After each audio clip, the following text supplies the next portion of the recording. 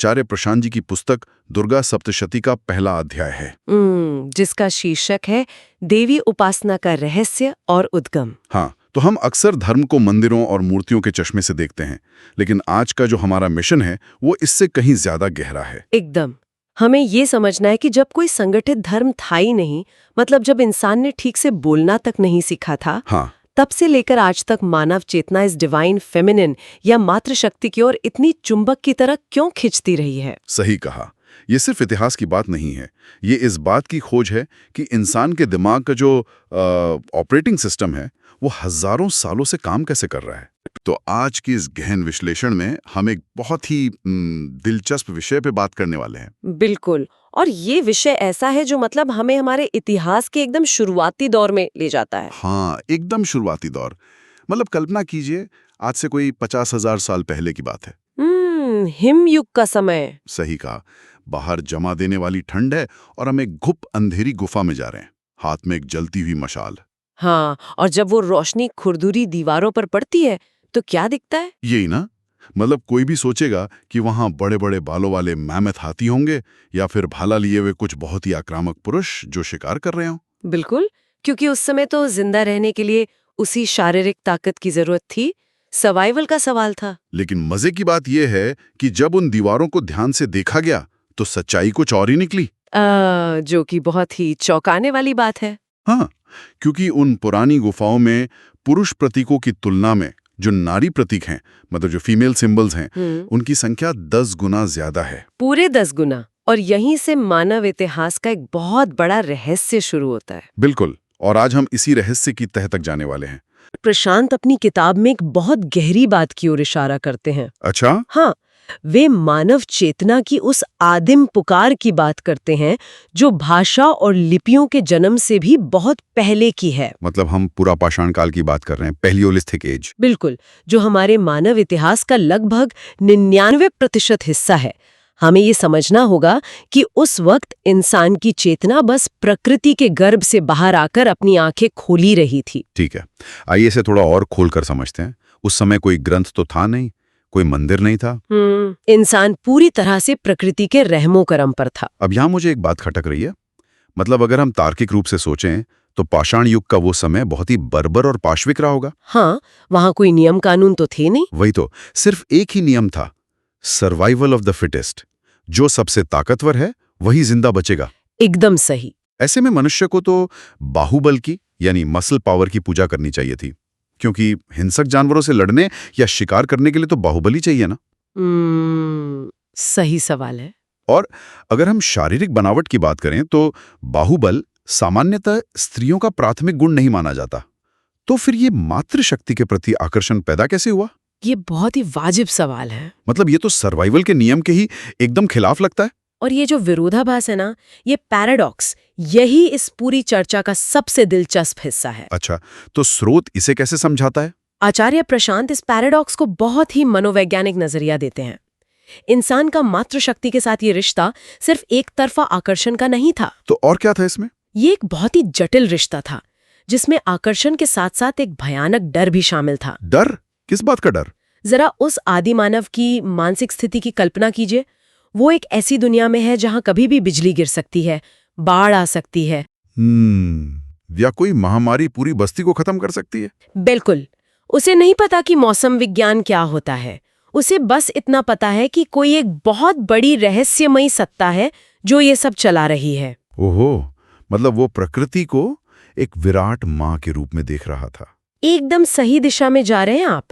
आदि मानव उसी मातृशक्ति के पास पोषण मांगने जाता था कि मुझे भोजन दे दो, मेरी रक्षा करो। हाँ। और जब कोई प्राकृतिक आपदा आती थी तो वो ये सोचकर कांप उठता था कि ये विराट माँ कुपित हो गई हैं, नाराज हो गई हैं। बाप रे, मतलब जीवन देने वाली, पालने वाली भी वही है और संहार करने वाली, विनाश लाने वाली भी वही है। बिल्कुल वही है। ये तो एक तरह का एग्जिस्टेंशियल पैनिक या अस्तित्व का संकट लगता है।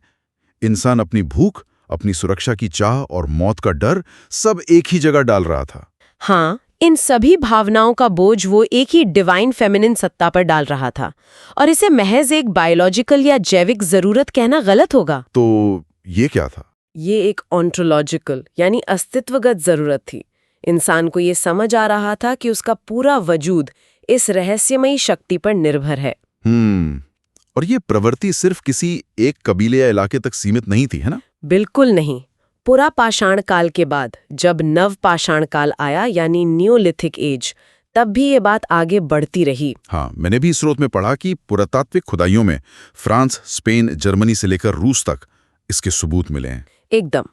पूरे यूरोप और एशिया में मातृ देवी से संबंधित प्रतीक और मूर्तियां प्रचुर मात्रा में मिली हैं।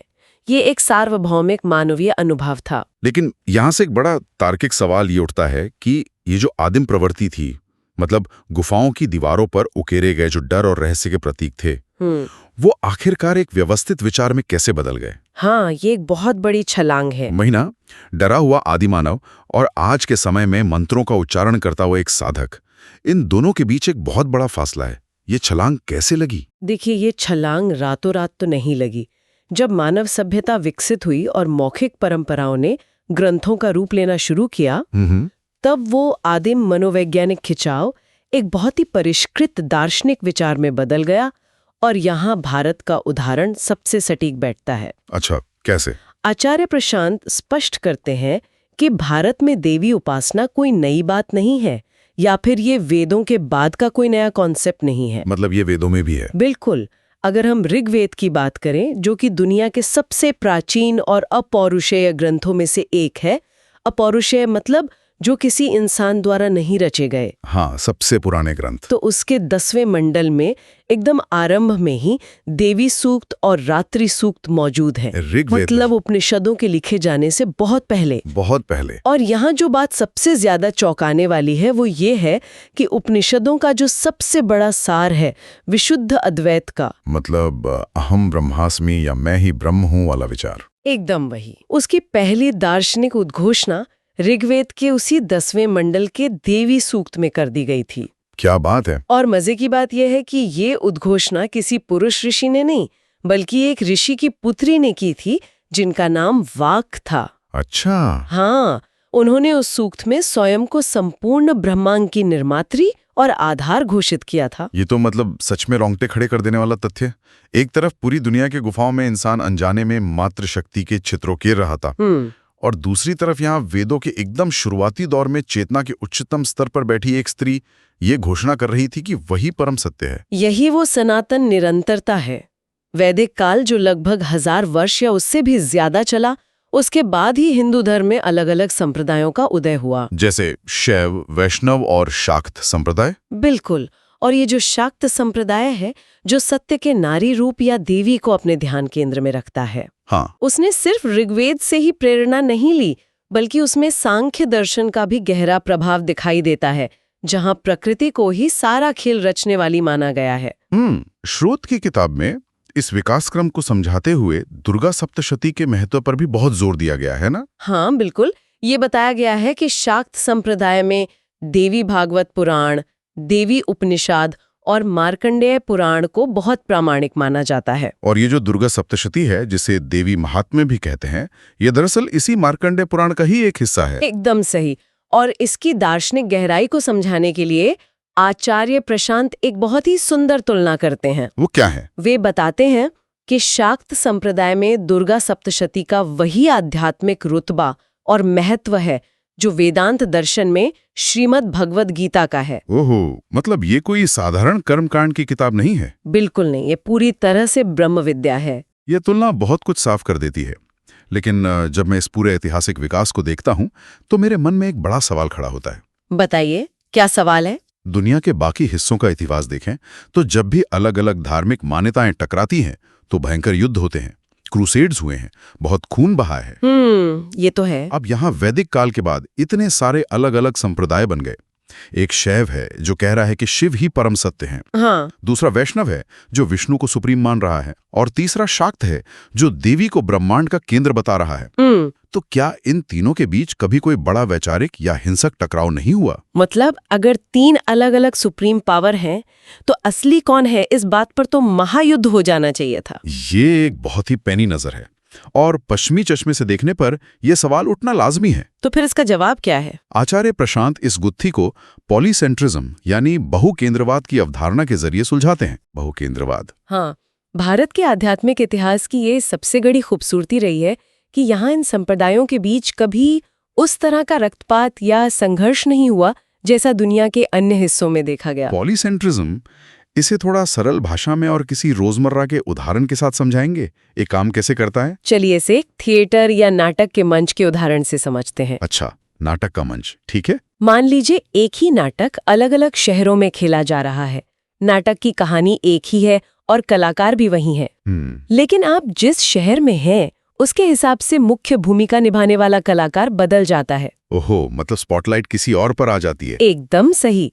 जैसे अगर आप बंगाल या पूर्वी भारत में जाएं, जहां शाक्त संप्रदाय का गहरा प्रभाव है, वहां तो देवी पूजा बहुत भव्य होती है। तो वहां उस मंच के एकदम केंद्र में स्पॉटलाइट में देवी आ जाती हैं।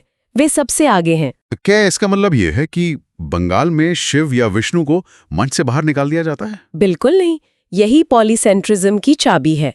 देवी आगे हैं, लेकिन उनके ठीक पीछे शिव खड़े हैं। अच्छा। क्योंकि शक्ति कभी भी शिव के बिना अधूरी है। और अगर शिव हैं, तो मंच पर विष्णु भी मौजूद हैं, और विष्णु के अवतार राम और कृष्ण भी हैं। मतलब पूरी मंडली वही है। हाँ। उपासना सबकी हो रही है, बस केंद्र में सबसे आगे देवी हैं। क्या बात है। तो अगर मैं इसी नाटक को दक्षिण भारत चला जाऊं, जहां शैव संप्रदाय का प्रभाव ज्यादा है, तो क्या होगा? तो मंच वही रहेगा, कलाकार वही रहेंगे, लेकिन स्पॉटलाइट शिव पर आ जाएगी। शिव केंद्र में आ जाएंगे। पर क्या शिव की पूजा बिना उनकी शक्ति यानी उमा या पार्वती के हो सकती है? असंभव। हाँ, वो तो अर्धनारीश्वर हैं। बिल्कुल।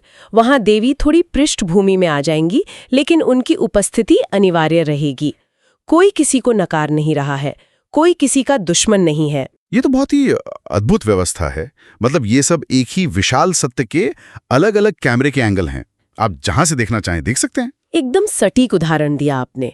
और ये समन्वय इसलिए संभव हो पाया क्योंकि इन सभी संप्रदायों की जो गंगोत्री है, जो इनका मूल स्रोत है, वो एक ही है। और वो वेद हैं। हाँ, वेद।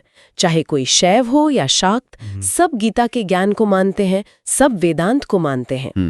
उन्होंने बस अपने अपने स्वभाव और आध्यात्मिक खिंचाव के अनुसार सत्य के एक विशेष रूप को अपने ध्यान का केंद्र बना लिया है। यहाँ तक तो हमने इतिहास, मनोविज्ञान और दर्शन की बहुत गहरी बात कर ली, लेकिन अब मैं थोड़ा डेविल्स एडवोकेट बनना चाहता हूँ।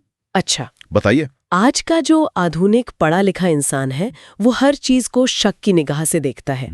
बिल्कुल। अगर कोई संशयवादी, कोई स्केप्टिक इस पूरी चर्चा को सुनेगा, तो वो इस आदिम मात्र शक्ति के सिद्धांत को सिरे से खारिज कर सकता है। वो कैसे? मतलब उसका तर्क क्या हो सकता है? वो कह सकता है कि देखिए, आपने कहा कि गुफाओं में 10 गुना ज्यादा नारी प्रतीक मिले। इसका कोई गहरा मनोवैज्ञानिक या आध्यात्मिक कारण नहीं है। तो फिर क्या कारण है उसके हिसाब से? सीधी सी बात है, उन गुफाओं में जो चित्र बनाने वाले लोग थे, जो आर्टिस्ट थे, वो पुरुष रहे होंगे। और पुरुष जीव वैज्ञानिक रूप से स्त्रियों के प्रति आकर्षित होते हैं, तो खाली समय में उन्होंने दीवार पे स्त्रियों के चित्र बना दिए। अच्छा। ये महज एक साधारण सा लिंग भेद या जेंडर बायस है। इसमें डिवाइन फेमिनिन ढूंढना तो चीजों को जबरदस्ती दार्शनिक बनाना है।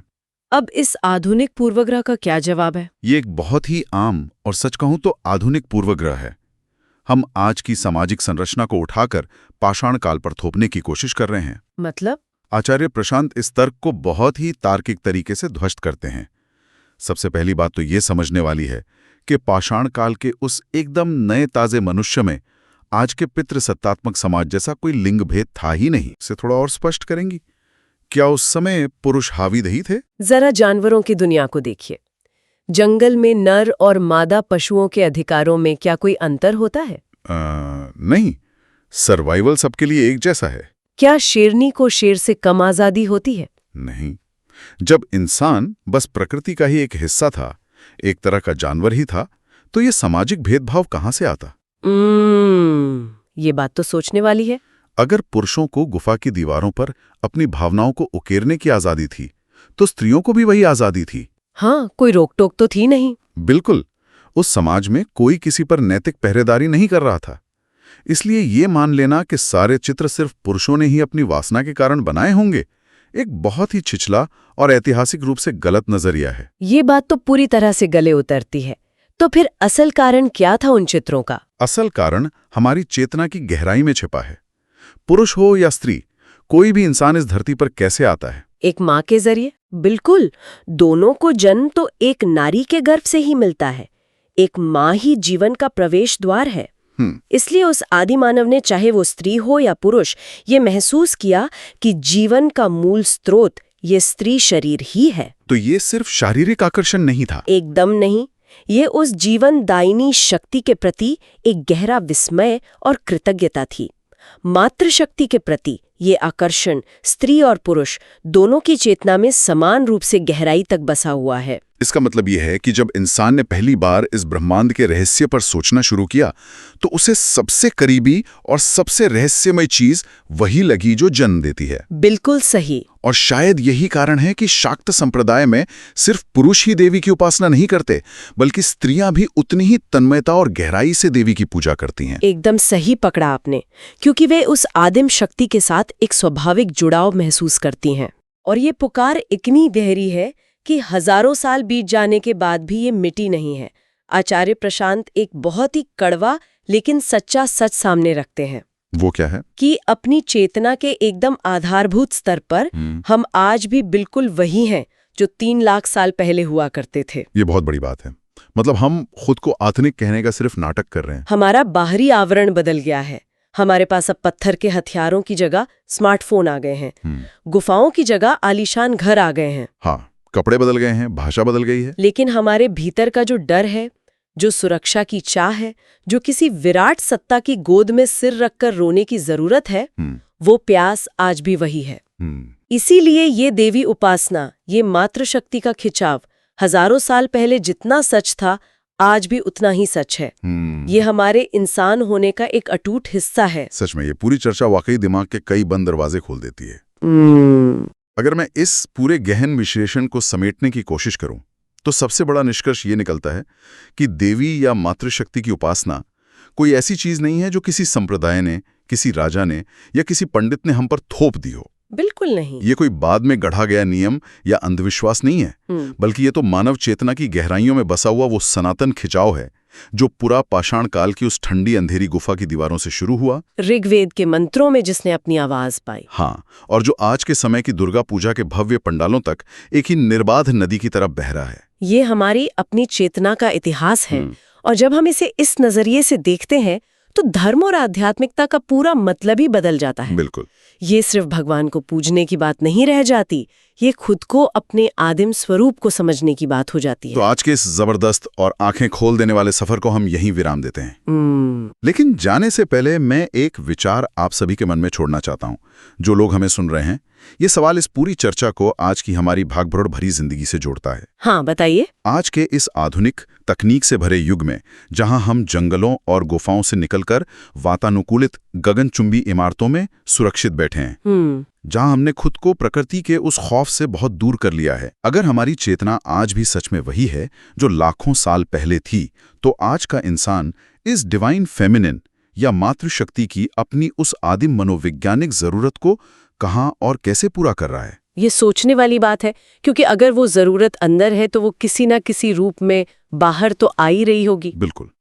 क्या हमने बिना धर्म या मूर्तियों का सहारा लिए इस पुकार को शांत करने का कोई नया आधुनिक तरीका ढूंढ लिया है? या फिर हम बस उस आदिम पुकार को नजरअंदाज करने की, उसे गैजेट्स और शोर शराबे के नीचे दबाने की नाकाम कोशिश कर रहे हैं?